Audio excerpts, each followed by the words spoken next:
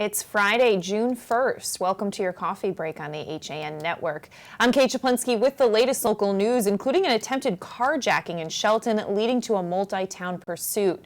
Frank Rita will have a look at your weekend forecast and later on your Nutmeg Sports Update. And Donald Lang will join us later to take a look back on this day in history.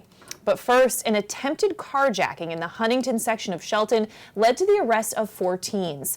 Now, Shelton police report that on Thursday around 9 p.m., a woman and her 13-year-old daughter were parked in the Shelton Community Center parking lot on Huntington Street.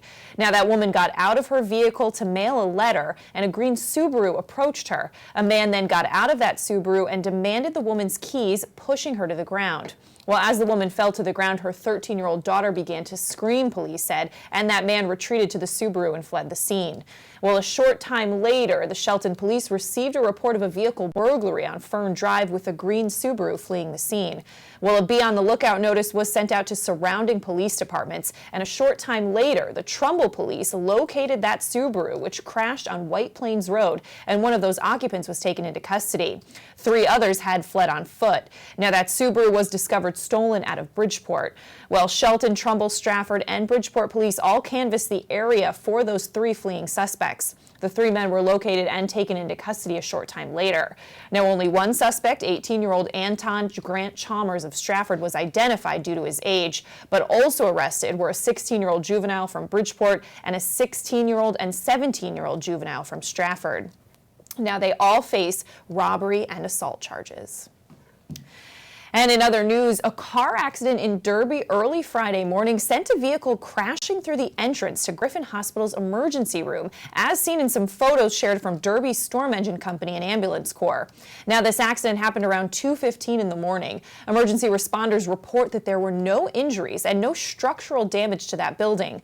Now, the emergency department reportedly did not close as a result of that incident, but the Valley Indy reports that ambulances were diverted to another hospital for a time. And 4 Stratford juveniles were arrested following a robbery in the Paradise Green section of town. Now, those 4 suspects, all males, allegedly approached 2 juvenile victims and displayed a handgun and robbed them of their property, including cell phones, debit card, and other personal items. Now, the value of that theft was approximately $2,000. Now, all 4 suspects ran away on foot. Officers located them on Lincoln Avenue after a brief pursuit, and all were taken into custody. Now, the majority of that stolen property was recovered at the time of arrest. Those juveniles were turned over to the juvenile detention facility in Bridgeport. And in other news, Governor Daniel P. Malloy on Thursday directed U.S. and state flags in Connecticut to be lowered to half staff in honor of Connecticut State Police Trooper First Class Walter Green of Norwalk, who passed away Thursday in the line of duty following what officials called a courageous battle with cancer. Now, Governor Malloy said that cancer was a result of his response and service in support of New York City in the aftermath of the terrorist attacks on September 11, 2001. Now, Trooper First Class Green was a member of the 101st Training Troop and most recently was assigned to the Traffic Services Unit. Now, Governor Malloy said in a statement in part, men like Trooper First Class Green personify what it means to give back to the community and to dedicate one's life in the name of others. Malloy said his bravery and integrity speaks volumes, and on behalf of the entire state, Malloy said, I send my deepest condolences to his family, friends, and state police colleagues. And Manchester police say that a woman left 3 young children in a hot minivan for about 25 minutes while she shopped. Now, the Associated Press reports that LaShawna Chambers was charged with reckless endangerment and risk of injury to a minor. Now, Manchester police received a call from a Walmart employee at about 2:30 in the afternoon Wednesday, reporting crying children in a van with the windows cracked. Now, officers opened an unlocked door to get to those children, who were ages 1, 2, and 5. It was 82 degrees outside at the time. Now, those children were checked out by medics and released to the custody of another guardian. Now, the Bloomfield woman said she had left the children unattended for just 10 minutes, but police determined it was really about 25. And in a move opposite of what other school districts are doing with school start times, students at Stratford and Bunnell High School will have to be in school 10 minutes earlier next year. Now, the Stratford Board of Education voted at its meeting on Tuesday to move the SHS and BHS start times to 7:30 a.m. for the 2018-19 school year. Now, the high schools previously started classes at 7:40 in the morning. Now, students at Nichols and Wilcoxon elementary schools in Stratford will have an extra half hour to get started, as those schools will start classes at 8:45 in the morning in the next school year, the same time that the town's other elementary schools begin.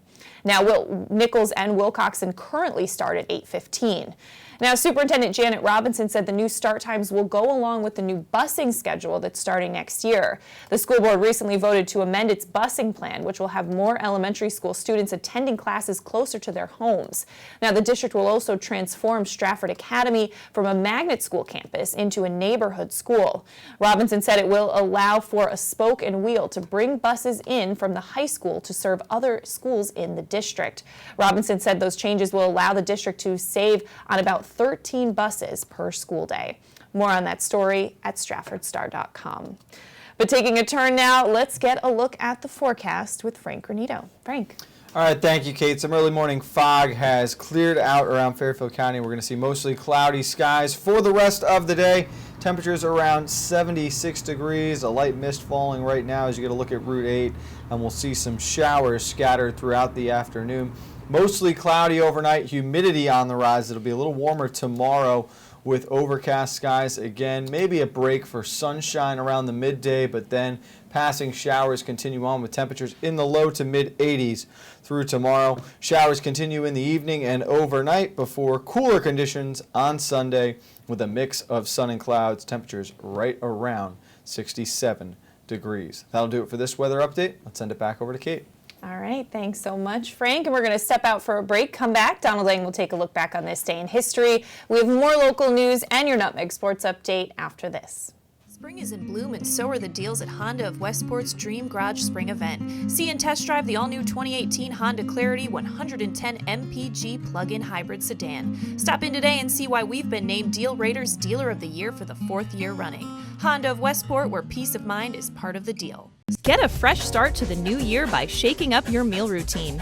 Walter Stewart's Market is your local source for a delicious selection of fresh and convenient salad shakers, like Southwest salad with chicken, Cobb with organic chicken, Power Vegan with fruit and quinoa, Greek salad with tabbouleh, and grilled shrimp with hominy. Grab one from our salad case or order from our deli today. Walter Stewart's Market, 229 Elm Street, New Canaan, or shop online at stewartsmarket.com. Dr. Stephen Molinaro and Peter Healy of Family Practice Dentistry and Laser Dental Care have served Ridgefield for over 22 years. Experienced staff offer gentle drillless techniques, preventative care, and cosmetic procedures in a relaxed environment. Grateful for the community's trust and support through the years, new patients and their families are welcome. Call today. I've had Newtown Savings Bank my whole life. You don't have to worry about talking to a machine. You're talking to real people. You're getting real help. I'm banking local, and I'm loving it. Spring is in bloom, and so are the deals at Honda of Westport's Dream Garage Spring Event. See and test drive the all-new 2018 Honda Clarity 110 MPG plug-in hybrid sedan. Stop in today and see why we've been named Deal Rater's Dealer of the Year for the 4th year running. Honda of Westport, where peace of mind is part of the deal. Spring is in bloom.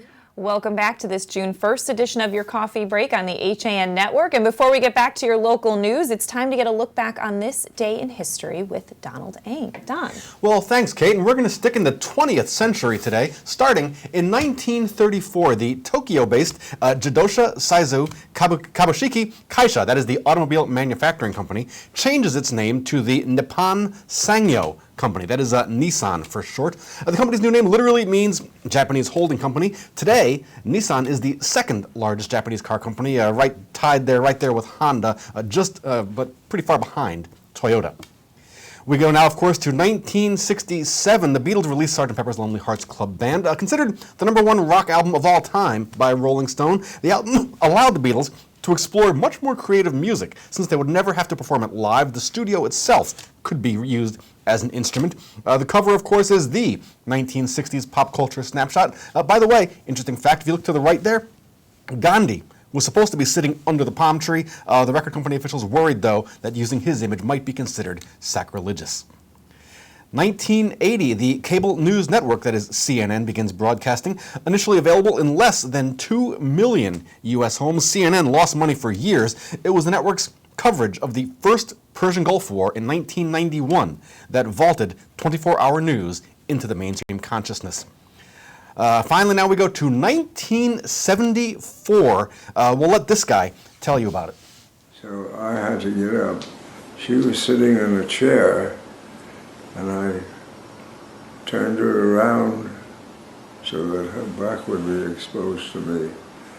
Put my arms around her and pressed where I described it on the abdomen below the rib cage. And after 3 compressions, this piece of meat came out and she just started breathing. That was 96-year-old Harry Heimlich in 2016, describing the first time he used the abdominal thrust technique to save the life of a fellow nursing home resident. Now, the first actual description of what we call the Heimlich maneuver was published in 1974 on this date in the journal Emergency Medicine.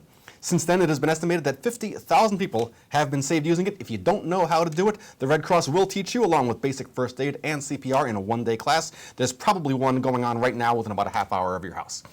That is your look back in history for today, June 1st, and I'm Don Lang. All right, thanks so much, Don. Well, in other local news, Fairfield University will host one of the final gubernatorial forums before Connecticut's August 14th primary election. Now, that debate, also hosted by the Connecticut Conference of Independent Colleges and the Connecticut Mirror, will be held on Monday, August 6th at 7 p.m. in the university's Quick Center for the Arts. Now, John Dankosky of Connecticut Public Radio will serve as the moderator there. Now, that debate is open to the public free of charge, and information on those free tickets, according to Fairfield U, will be announced soon.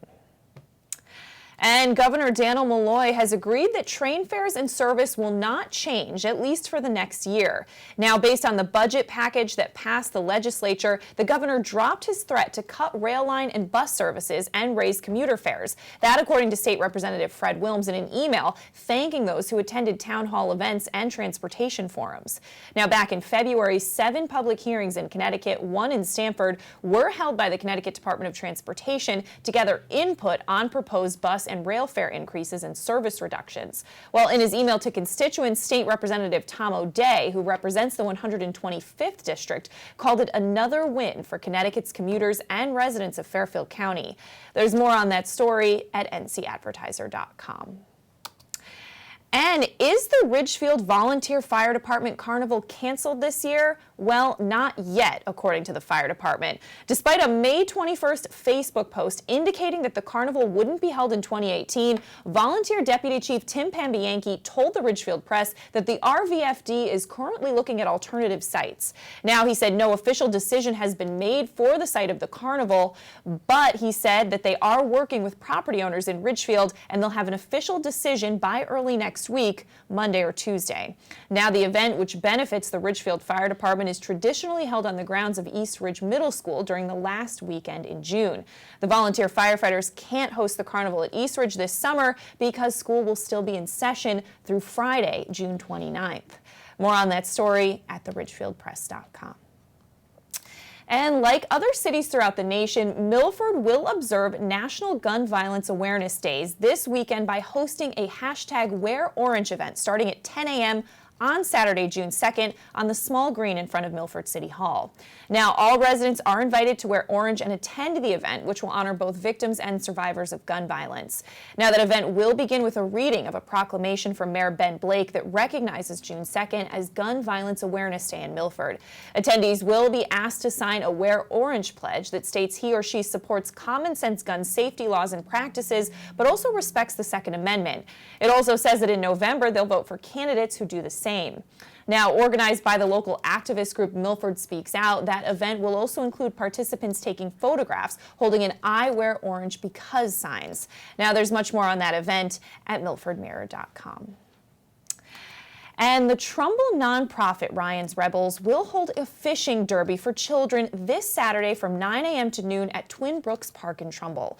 Now, that organization was founded in memory of Ryan Joyce of Trumbull, who died shortly before his 4th birthday. And it helps provide organic food and alternative treatments for children battling cancer.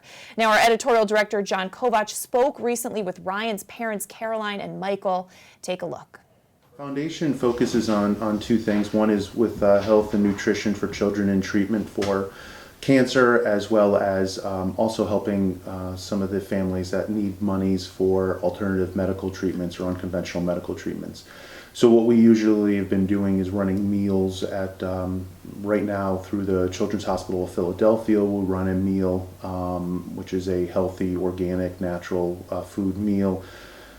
For all the patients and families on the oncology floor. So we spent a lot of time living at the local hospitals between Children's Hospital of Philadelphia, Yale, and Sloan in New York City. Over the course of over a year, we lived for weeks to months on end in these different hospitals, and you get so incredibly tired of the very not nutritional hospital food. That's what they're giving the sick children, that's what they're giving the families that are sleeping on the couches 24/7 in these hospital rooms.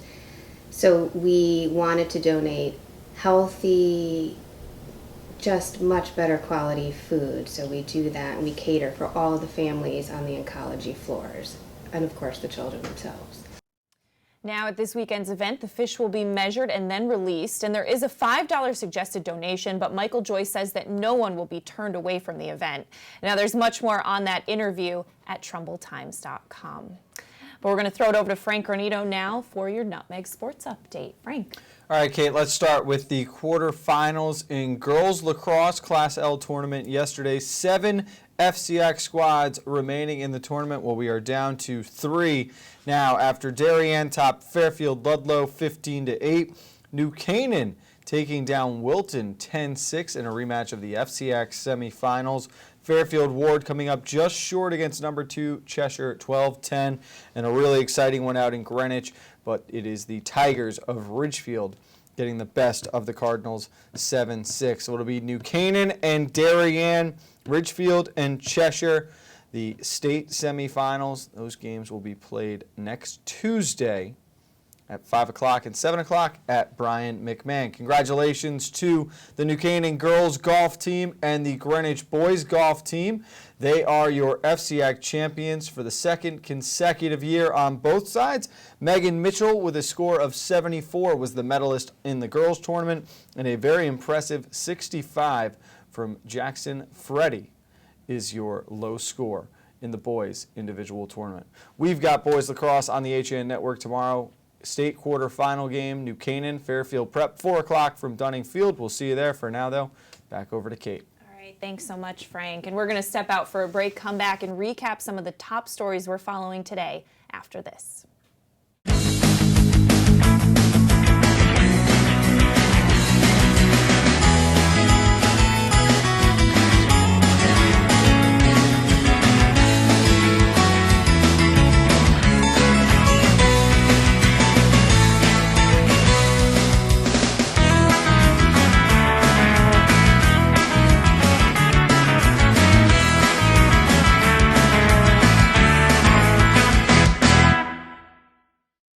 Voted Best Gourmet to Go in Fairfield County, Palmer's extensive menu offers everything you'll need to make your next event easy and delicious. Whether you're hosting a small get-together or planning a large celebration, they've got you covered breakfast through dessert.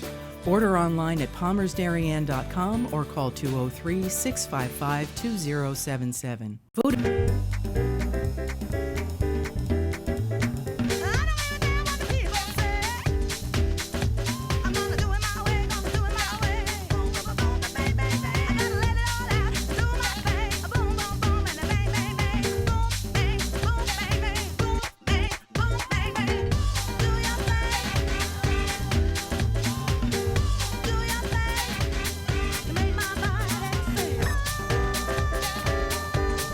Want to free up backyard space, or are you just sick of looking at your deteriorating pool? Call Gorilla Pool Removal today, the in-ground pool fill-in experts. Pay a fraction of the cost and pool remodel by filling it in with our experienced crew. Available 7 days a week by call or text. Find out more at grillopoolremoval.com.